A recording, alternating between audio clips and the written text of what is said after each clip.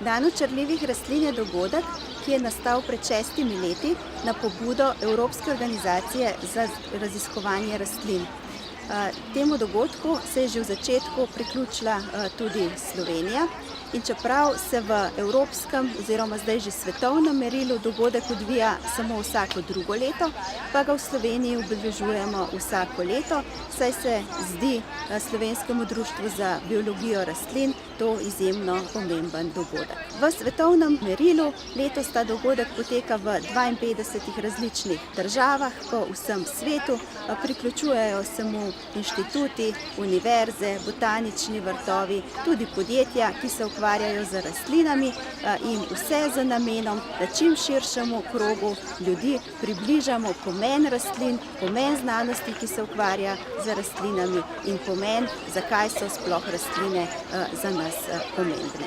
V kmetijstvu pridelujemo številne rastline, med njimi so tudi oljnice, teh je na celem svetu več kot 4000 in iz oljnic lahko pridobivamo tudi olje. Tukaj predstavljamo pridobivanje olja na decentraliziran način z stiskalnico za hladno stiskanje olja. Nekje pridobimo pač ven olje, ki je boljše kvalitete kot pridobljeno na industrijski način. In transki proizvod ali pa glavni proizvod je pa tudi oljna pogača, ki se lahko uporablja za krmo živine. To olje se lahko uporablja recimo iz oljne ogršice tudi za pogon dizelskih vozil ali pa tudi za kakšne druge namene. Na stojnici oddelka za lesarstvo prikazujemo, kako različne lesne vrste izgledajo pod mikroskopom, da imajo različne lesne vrste tudi različno gostoto. Želimo pokazati, da les lahko plava ali celo potone, da ima les škodljivce, tako insekte kot glive in kako se proti njim lahko zaščitimo. Tukaj imamo kos lesa, ki je skoraj toliko star kot najstarejše odkrito leseno kolo, je pa zapakirano v to plastiko, ker če bi ga pustili na zraku, bi se posušilo in skrčilo na tako dimenzijo. Na naši stojnici predstavljamo, kako rastline premikajo vodo po svojih tkivih. Pripravili smo za otroke eksperiment, kjer lahko se udeležijo aktivno tekme za preskrbo vode v svojih rastlinskih tkivih.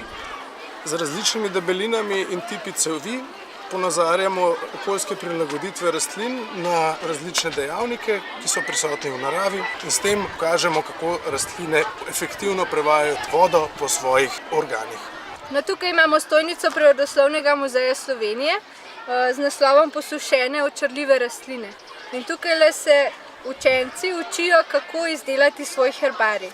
V Prirodoslovnem muzeju hranimo namreč kar nekaj zelo starih herbarijev, med njimi najstarejši herbarij na Slovenskem, ki je star kar 320 let. Gremo po vseh korakih, kako naj bi izgledala izdelava herbarija, potem pa otroci sami izdelajo eno svojo herbarijsko polo. Sami določijo rastline s pomočjo slikovnih predlog, izpolnijo etikete in pa rastline vložijo v časopisni papir, jih odnesejo domov in potem jih lahko doma posušijo in tako imajo pripravljeno že eno herbarijsko polo.